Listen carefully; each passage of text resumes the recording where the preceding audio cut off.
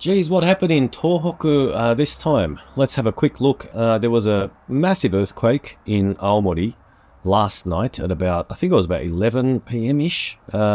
I'd just gone to bed and this alert came through and I got a couple of messages from people. And I mean, I haven't heard anything bad yet from people that I know. But looking at the feed on Twitter, I mean, it looks like it was a pretty full-on thing. I did see a couple of reports that there were some small tsunamis, but even small tsunamis can be dangerous. So I'm just worried that, that probably it could have caused some damage somewhere. One good piece of news that I just shared on my timeline is that the warnings, the tsunami warnings were lifted. So that's a really good thing. I'm always relieved to see those two kanji, kaijo. It means something's been cancelled or lifted. So in this case, those warnings have been lifted. So that's really good news. But here we go. I can see the last one here from Japan Safe Travel 3 hours ago. It says December 9, 6:20 a.m.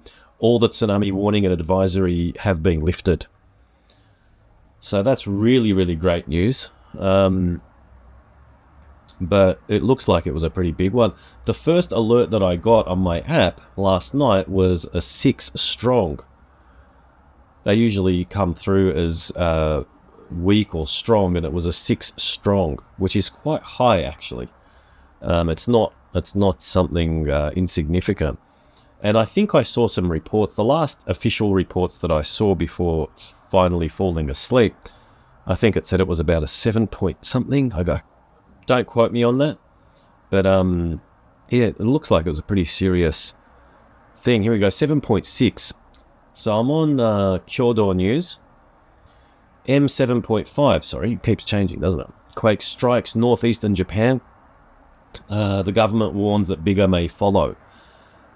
Tokyo, a powerful quake with a preliminary magnitude of 7.5 struck northeastern Japan late Monday night, which is last night, with the weather agency issuing a tsunami warning for coastal areas of Hokkaido as well as Aomori and Iwate prefectures before lifting it hours later, which is where we are at now, or rather a couple of hours ago.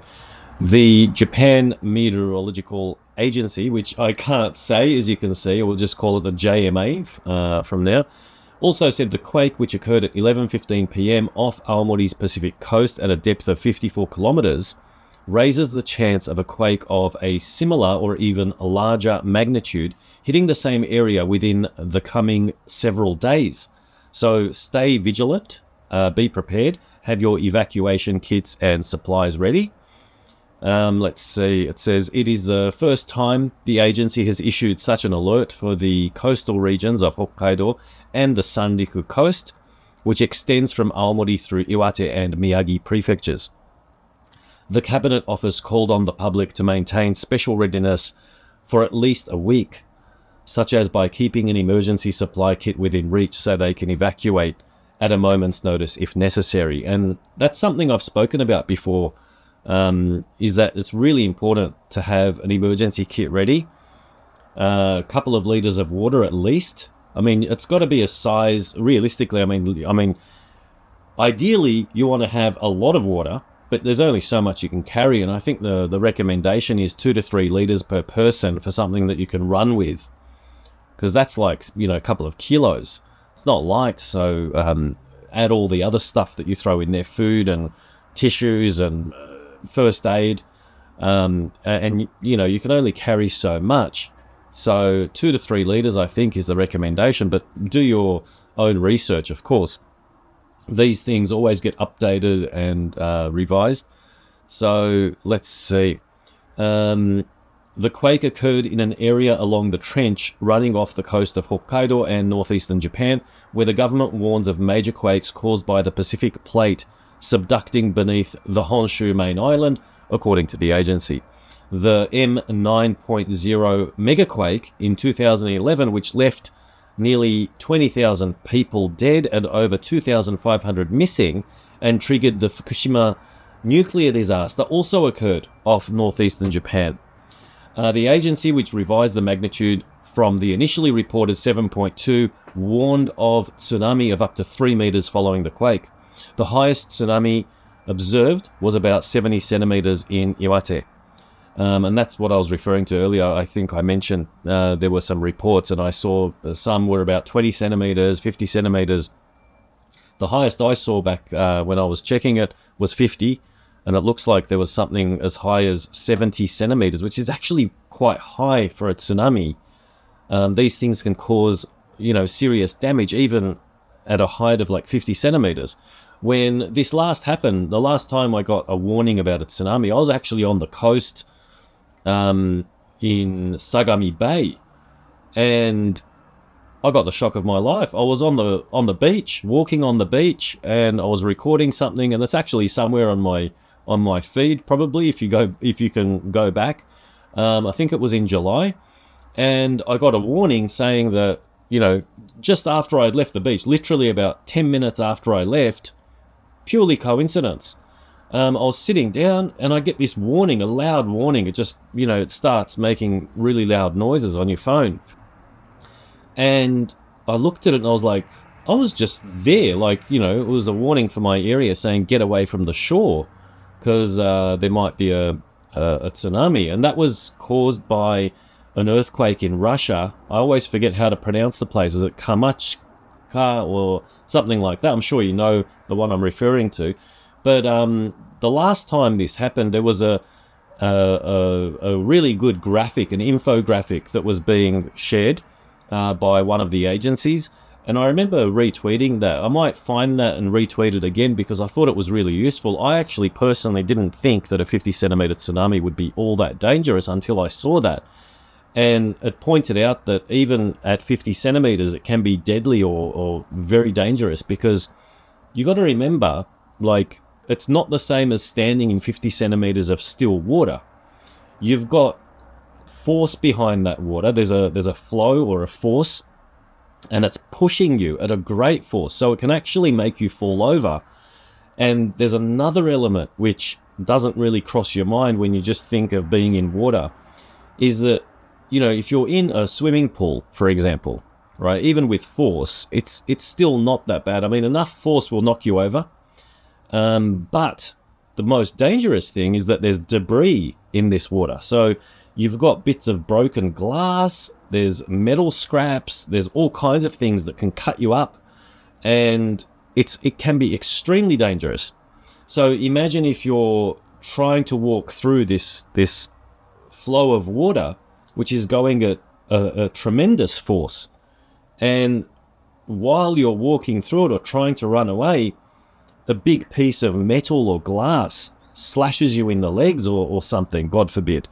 So even a 50 centimeter tsunami can be fatal. So I really, I think I'm going to retweet that if I can find it. It was back in July, but I'll do my best to try and find it, and there'll probably be more like it that'll be shared again. I thought that was a really good warning to see. But let's keep going. What does it say here? 3.5 hours after the quake struck, the tsunami warning was downgraded to an advisory. Thank goodness. At 6:20 a.m. on Tuesday, which is today, about it's 9:50 a.m. now here in Japan. So that's about 3.5 hours ago. The advisory was lifted. The quake logged an upper 6 on the Japanese seismic intensity scale of 7 in parts of Aomori, and it was felt in central Tokyo. A special weather agency alert for a massive quake along the trench of the Pacific coast of northeastern Japan is issued following an earthquake when, after careful analysis, it is found to have had a magnitude of 7 or greater. It goes on, let's see. The agency assesses there is a 1 in 100 chance that an M8 quake or greater could occur within 7 days.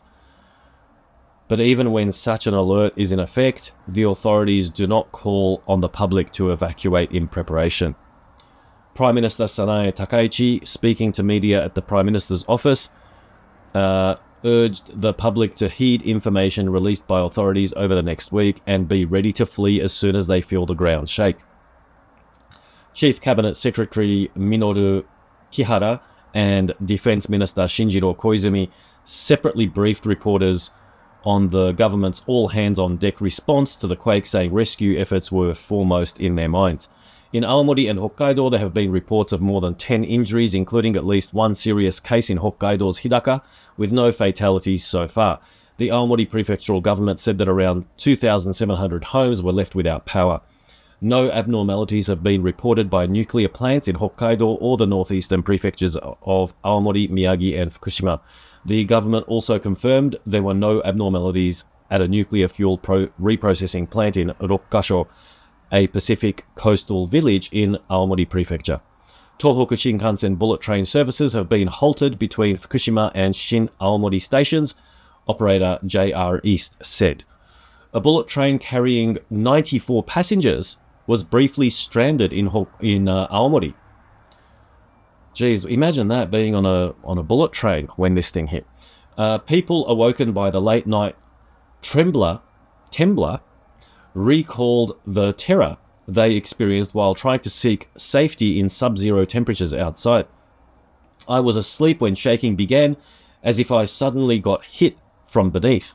After that, shaking continued both vertically and laterally for a long time, said a man in his 40s in Hachinohe, Aomori Prefecture. A 75-year-old woman in Kamaishi, Iwate Prefecture, said she was about to go to sleep when the quake hit. She took shelter on higher ground in a car driven by her daughter. I debated whether I should leave. I was afraid of a bear popping up. My husband needs care and we have a cat, she said. Coastal areas in Aomori and Iwate saw the mercury fall below 5 degrees Celsius late Monday night. A 27-year-old municipal worker in Kuji in Iwate Prefecture described ice on the windshield of the car he used to evacuate. The Kyodo News Bureau in Hakodate, Hokkaido, was left in disarray after the quake, with a steel bookshelf tipped over and files strewn across the floor. Anyway, that's all there on Kyodo News. I'll retweet this one. It's a good article summarizing the events, and let's remain vigilant and careful and make sure you have your evacuation kits ready just in case something happens. I think it said the next 7 days can be especially dangerous. So let's be careful and hopefully nothing happens. Anyway, I'll catch you guys a bit later on, and it's time to get back to work. Bye for now.